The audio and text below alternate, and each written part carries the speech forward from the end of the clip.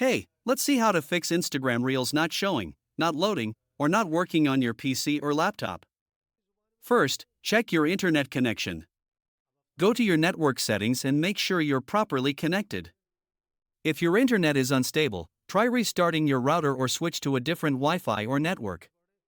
If your internet is working fine but Reels are still not loading, there's another setting you need to check.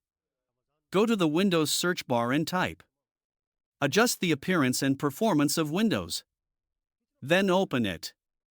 Under Visual Effects, make sure Animate controls and elements inside Windows is enabled. Other visual effects are also turned on. Once everything is enabled, click Apply and then OK. Now, go back to Instagram, reload the page, and check if Reels are working. If the issue still continues, open a new browser tab and search for Instagram server status.